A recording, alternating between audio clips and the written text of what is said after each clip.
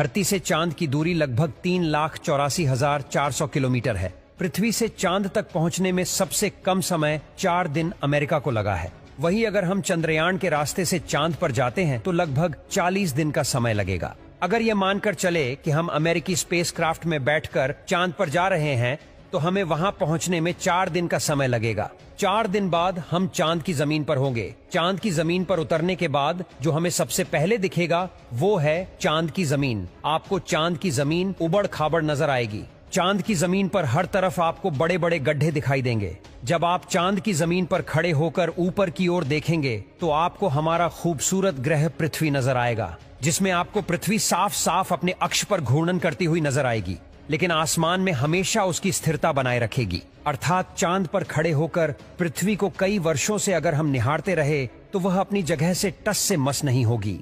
चांद का गुरुत्वाकर्षण पृथ्वी के मुकाबले 6 गुना कम है, यानी चांद की जमीन पर जाने के बाद हमारा वजन 6 गुना कम हो जाएगा। यदि पृथ्वी पर आपका वजन 60 किलो है तो चांद की सरफेस पर आपका वजन केवल 10 किलो ही रह जाएगा। यानी चांद की जमीन पर उतरने के बाद आप अपने आप को काफी हल्का महसूस कर रहे होंगे। आप इधर उधर आसानी से उछल पाएंगे।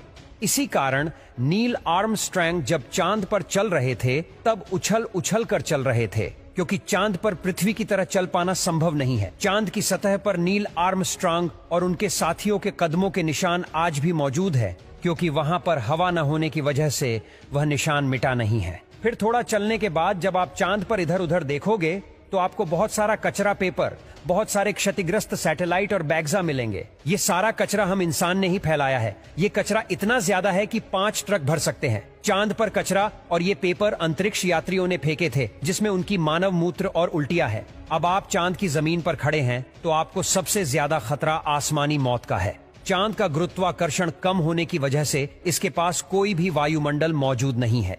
वायुमंडल की नामौजूदगी के कारण वहां पर रहने वालों के लिए उल्का पिंड से मरने का खतरा लगातार बना रहता है। यानी आप चांद पर खड़े हैं और पता नहीं कब एक बड़ा पत्थर आसमान से गिरकर आएगा और आपकी मौत वहीं पर हो जाएगी। यही वजह है कि पृथ्वी से देखने पर जो चांद पर काले धब्बे दिखाई देते हैं, असल में वे धब्बे नहीं, गड्ढे हैं, जहां पर सूर्य की रोशनी नहीं पहुंच पाने की वजह से वो धब्बे नजर आते हैं। सूर्य के बाद आसमान में सबसे ज्यादा चमकने वाली अगर कोई चीज है तो वो है चंद्रमा। जब हम पृथ्वी से आसमान की तरफ देखते हैं तो हमें नीला दिखाई देता है, लेकिन जब चांद से आसमान की तरफ देखेंगे तो हमें नीला नहीं बल्कि काला दिखाई देगा। यानी आप जब भी ऊपर आसमान की तरफ देखेंगे तो आपको लगेगा कि आप काले आसमान की दुनिया में आ गए हैं। अब चांद पर खड़े होकर आप बहुत बोरिंग फील कर रहे हैं और हम मजाक नहीं कर रहे।